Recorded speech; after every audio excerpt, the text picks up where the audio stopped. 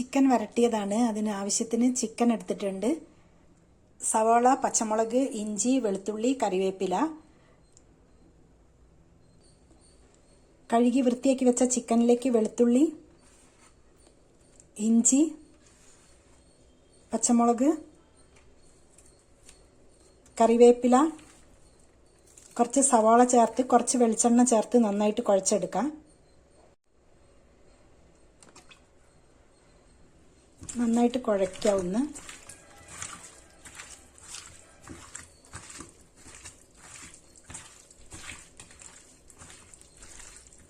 ഒരു അരമണിക്കൂർ വെക്കണം.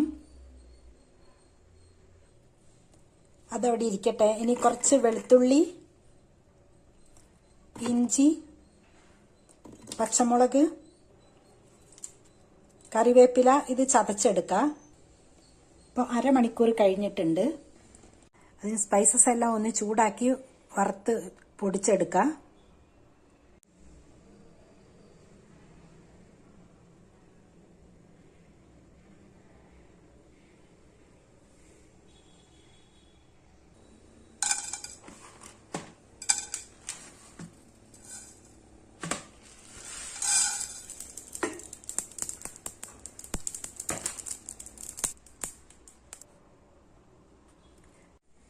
കടായി വെച്ച് അതിലേക്ക് വെളിച്ചെണ്ണ ഒഴിക്കുക.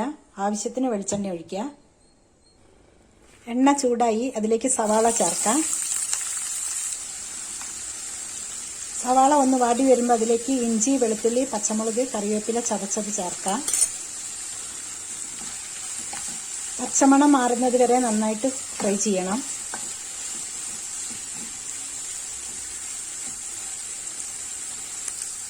ഒരു തക്കാളി ചേർക്കാം.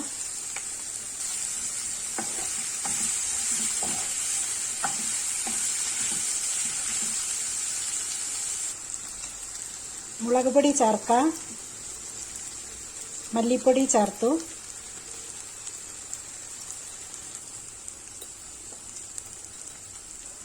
മഞ്ഞൾപ്പൊടി,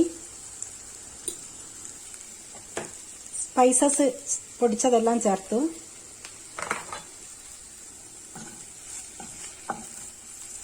ഇനി ചിക്കൻ ചേർക്കാം.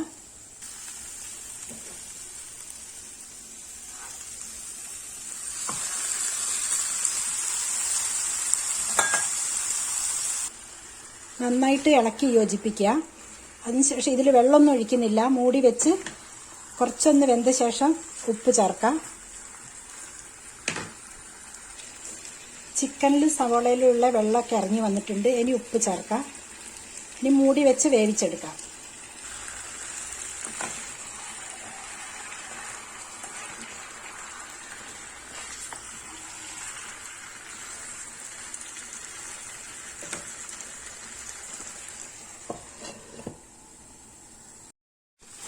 ചിക്കൻ നന്നായിട്ട് വരട്ടിയെടുത്തിട്ടുണ്ട്. ഇനി മല്ലിയില, കറിവേപ്പില ചേർത്ത് നന്നായിട്ട് ഇളക്കി യോജിപ്പിക്കുക. ഇതൊരു റെസ്റ്റോറൻറ്റ് സ്റ്റൈല് ചിക്കനാണ്. നല്ല ടേസ്റ്റാണ്. അപ്പോൾ എല്ലാവരും ഉണ്ടാക്കി നോക്കണം. ഇഷ്ടപ്പെട്ടാൽ ലൈക്ക് ചെയ്യണം, ഷെയർ ചെയ്യണം, ചാനൽ സബ്സ്ക്രൈബ് ചെയ്യണം. കുറച്ച് വെളിച്ചെണ്ണ ഒഴിക്കുക. ലാസ്റ്റ് കറിവേപ്പില ചേർക്കാം. മല്ലിയില ചേർത്ത് നന്നായിട്ട് ഇളക്കി യോജിപ്പിക്കുക. എണ്ണ നമ്മൾ ഒഴിച്ച വെളിച്ചെണ്ണയൊക്കെ അങ്ങനെ തെളിഞ്ഞു വരും. നല്ല ടേസ്റ്റ് ആയിട്ടുണ്ടാവും.